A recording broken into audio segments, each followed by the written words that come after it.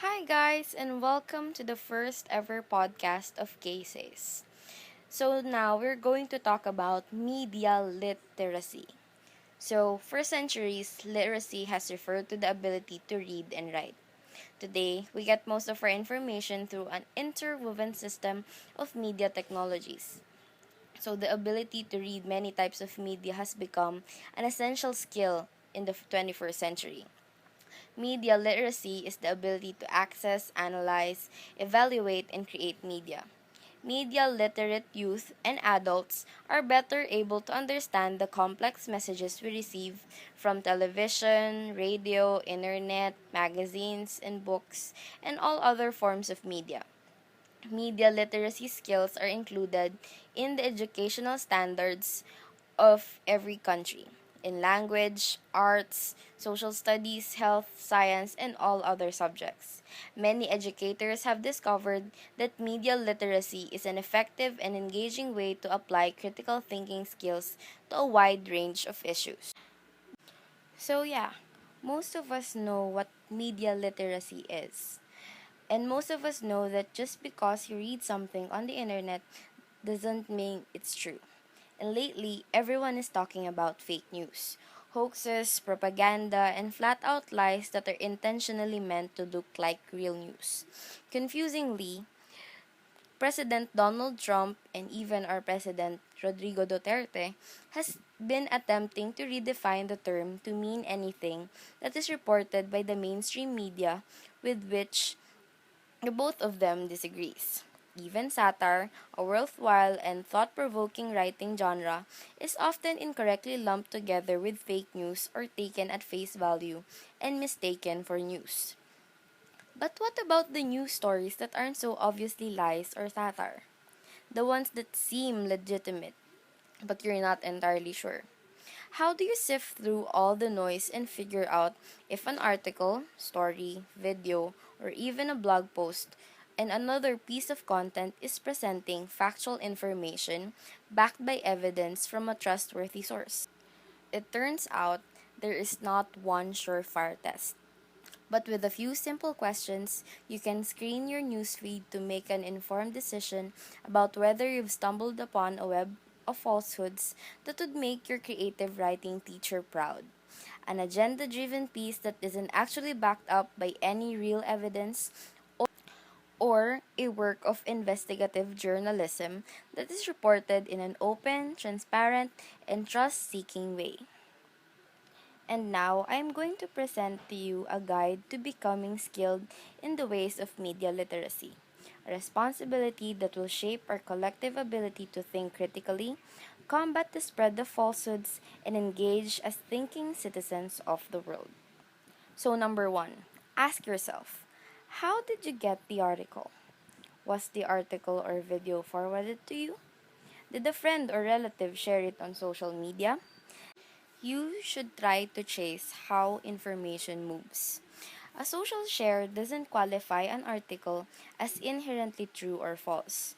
You'll need to dig a little deeper to find out where it was originally published, who wrote it, the evidence that's presented to support an idea, and whether that evidence links back to credible data. And also, when was the story first published?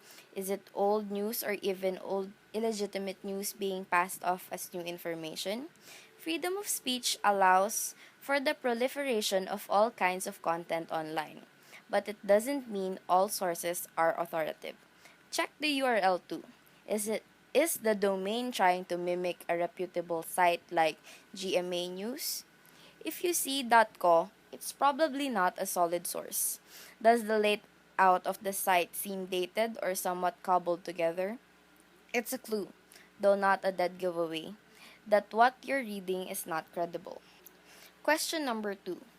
What was your response when you first saw the news? Fake or extremely biased, agenda driven news is often meant to incite. The more upset, fearful, or vindicated you feel, the more likely you are to click through. Crucially, if a story makes you angry, it's probably designed to do that. It's a sign that you're getting manipulated for one reason or another. Another question to ask yourself is who benefits. Who profits from your reading the article? First, look up the name of the website or media company that published the piece.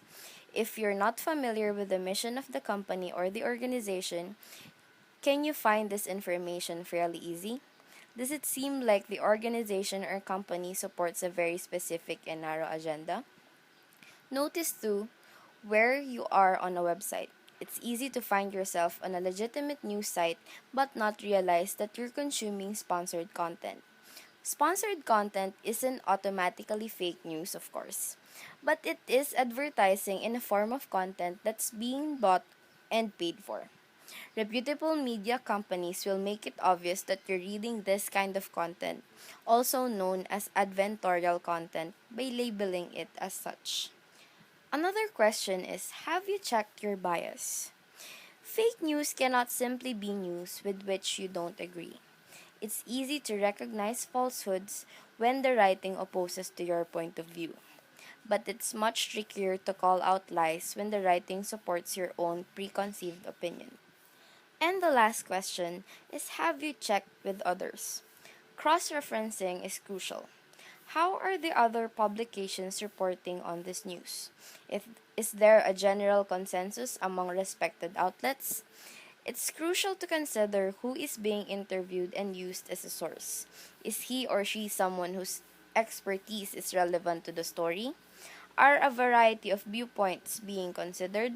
If you're not sure whether you're being duped, check with others.